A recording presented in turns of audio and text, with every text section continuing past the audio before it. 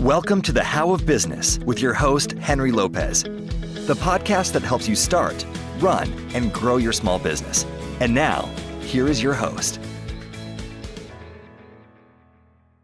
Welcome to the How of Business podcast. This is Henry Lopez. And welcome back to this special roundtable series about business ownership. On part one, which I previously released, we talk about how to find the right business. And now in this part two, we shift our focus to one of the biggest challenges business owners face after you get started, which is to how to actually grow your business. And we'll focus in on a few specific areas related to that. Joining me again on this conversation are Giuseppe Grammatico, the franchise guide, Rocky Lalvani of the Profit Answer Man podcast, and David Barnett, a small business and acquisition expert and author. And in this episode, again, we discuss what it really takes to grow a healthy business, including cash flow systems, leadership, scaling challenges, and the mindset shifts that are required as your business grows. Thanks for joining us today. We're going to kick it off today with phase number 2 of the entrepreneurial journey. We talked about finding a business on the last episode, and today we're going to talk about cash flow management, coaching, and strategy. So talk about profit first and cash flow management. I think that's a super important topic. Profit First is a book by Mike Michalowicz, and he's a serial entrepreneur. He wrote the book because he essentially went bankrupt. Even after having multiple seven-figure businesses, right? That is not outside the ordinary. It is really nothing more than a cash flow management system. So when you bought the business, you said you were going to make money. Well, great. Show me the money, right? That's the line. And so what Profit First does is whenever you get money, it goes into the income account. So that's all the money coming in. So if you remember last episode, we said, hey, show us that the revenue is real. It's the same concept. Here is the real revenue. Every day, month, whatever, the money comes in this bank account. And then once you get the money on a regular basis, you send it to do what you said you were going to do. So first off, you're supposed to be profitable. So we set aside our profit first. Kind of like pay yourself first, kind of like the 401k maybe that you had at work. The money comes off the top. This is my profit. It goes in the profit account. Just because it goes in the account doesn't mean you do anything. It just sits there. The next account is to make sure you, the owner, gets paid because that's what you all wanted. I wanted to get paid. So let's put your pay in the owner's pay account. Of course, the government's going to come for its taxes. So let's be prepared for that. Let's put our taxes aside. And then the last thing is, hey, this is the money that I have left. And I got to figure out how to run my business on what's left, my operating account. And the thing that happens a lot of times is they do this, and then after a month or two, they're like, I'm out of money in my operating account. So they start stealing from their other accounts. At least you now know that there's a problem months ahead of running out of cash, because at least you have some of those reserves there. And it tells you that something is wrong in the business, something is wrong with your model. Go figure out what the problem is. And that's the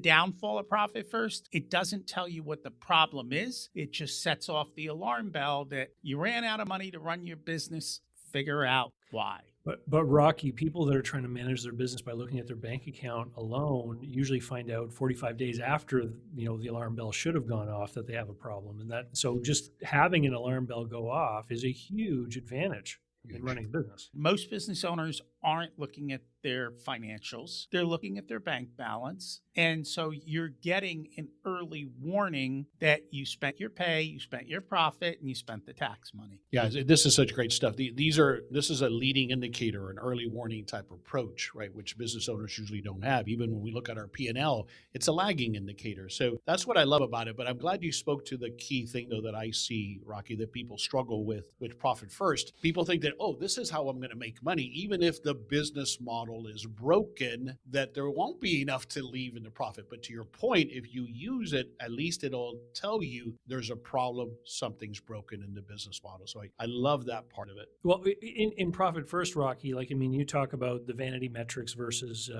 earnings, right? Mm-hmm. So one of the traps that I see business owners fall into is they get an opportunity to make a sale. It's maybe a high dollar value. They're excited about being able to, receive that check one day, but maybe they're not making the margin on it that they should, right? And so the Profit First idea, do you find that it causes people to pause and really examine these transactions more carefully to make sure it makes sense for them? Or is the discipline learned afterwards as the accounts shuffle out? It depends, right? Some people, they just steal and they go, this system is broken. It doesn't work for my business. And we're like, no, your business doesn't work. It just told you that, right? That's just the reality of it. I think that's the hard transition. I think that the real struggle is most business owners, they know how to do their business. At least over time, they figure out how to do their business. If you're in the restaurant business, you know how to cook. Maybe, in the trades, you know how to put the roof on. Most business owners don't understand how to do the finance part. They don't know how to wear the finance hat. And I think the problem is they ask all the wrong people. The bookkeeper is like, yeah, I put this in the block where I'm supposed to put it. I did that. They're not telling you how to grow the business. Yeah. Your CPA is a tax person. They're like, yeah, I followed all the IRS codes. You made or you didn't make money and you owe taxes. How do I grow my business? Spend less. Like that's everyone's answer. Spend less. And maybe it is the answer, but it's not really the answer. It could be pricing. It could be how the cash comes in. Like, David, you talked about, I made the sale. Did you get the check? We don't celebrate till we get the cash, right? How quickly is that coming in? So it's all of these other things that are part of the business and understanding how the cash flows that I think are more important. Great point.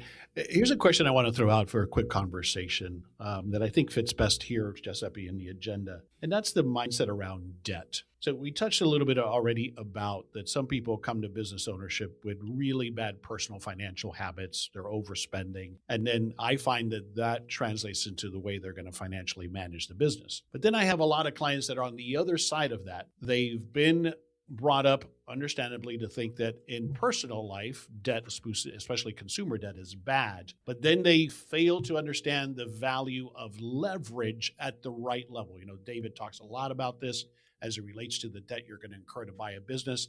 But I would love to get three of you, but maybe we can start with Rocky, how you help people make that shift on mindset that there is such a thing as good debt in business. I think you have to define what the debt is being used for.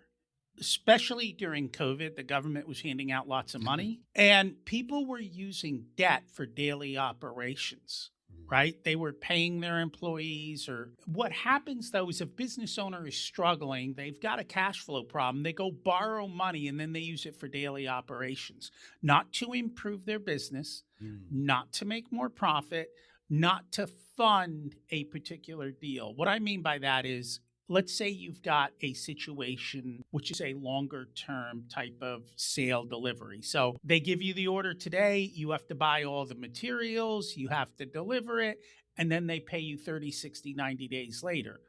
Funding that is okay. Of course, you should also include the cost of funding in your proposal. You don't put that as a line item, but you make sure there's enough profit to cover it. And that is workable. I'm doing this to get this deal to make this money versus just spending money and hoping that somehow it's going to come back to you. So borrowing for growth or investment, avoid borrowing to cover for a broken business model. Correct. Henry, I have seen so many people get a line of credit from their bank. And they say, this is great. I can finance receivables. I can finance inventory. But what really starts to happen is they'll lose money one month. And instead of that alarm bell going off that Rocky mentioned earlier and them saying, well, how do I fix my business? Well, they don't need to because they've been able to finance the loss with the line of credit. And then they can drag their heels a bit.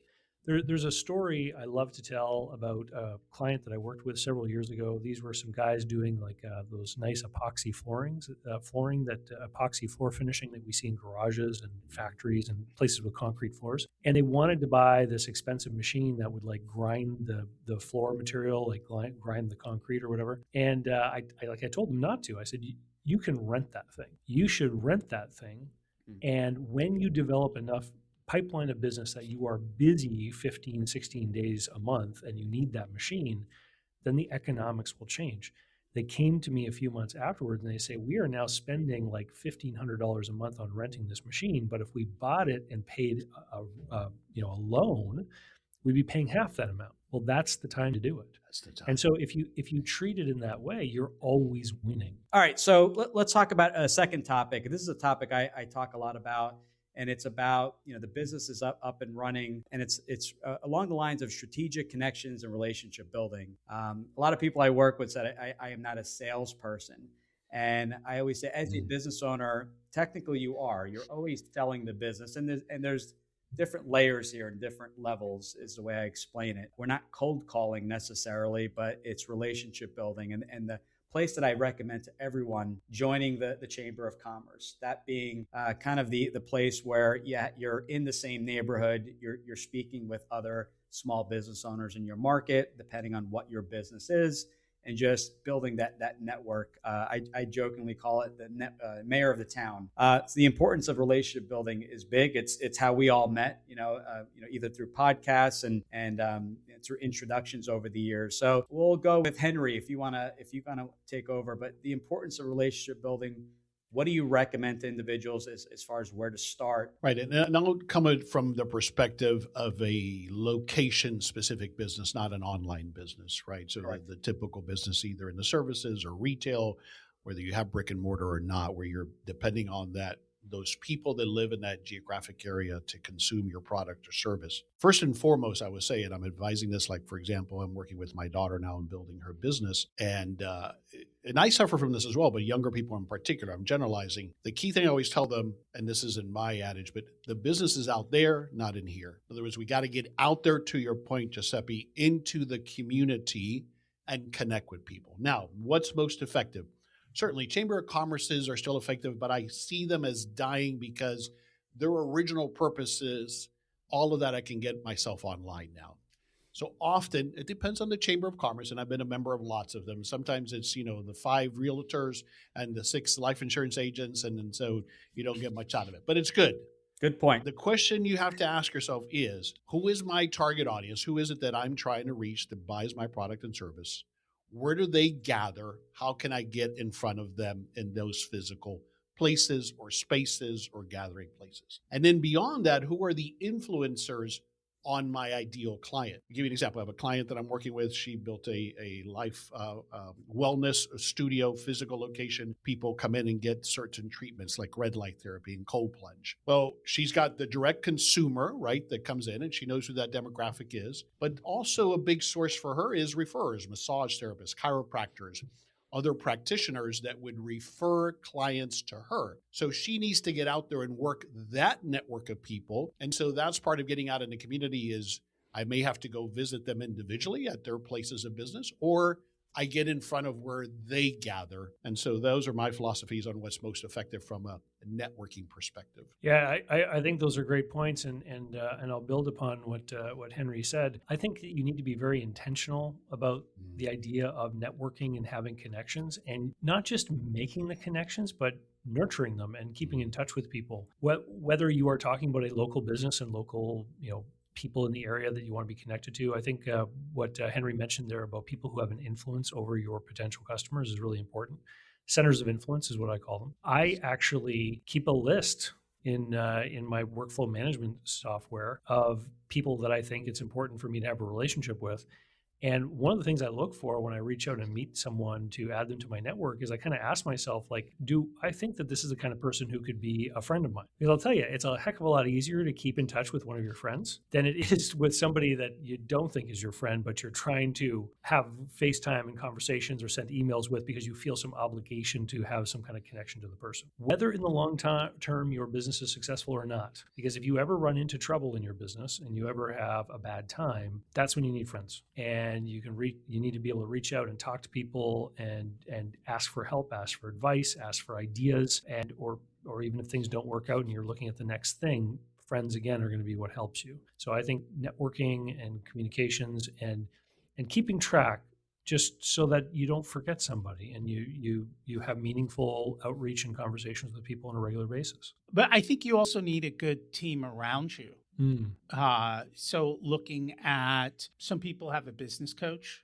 Some people might be part of a mastermind. You've got your accountant. You've got an attorney. The funny thing, though, about a lot of these is most of them may not understand your business, and most of them may not understand how money flows in the business. I always make the joke with attorneys, they went to law school because there's no math class. So don't don't ask for math advice, I love that. And it took me years to find my financial advisor referred me to my attorney who referred me to my CPA. A lot of these decisions, you have to look at all angles. Thanks for listening to this episode of the How of Business podcast. This is Henry Lopez, and this was part 2 of a 3-part roundtable series on finding, growing, and exiting your small business. I release new episodes every Monday morning, and you can find the show anywhere you listen to podcasts, including the How of Business YouTube channel and my website, thehowofbusiness.com. Thank you for listening to The How of Business. For more information about our coaching programs, online courses, show notes pages, links, and other resources, please visit thehowofbusiness.com.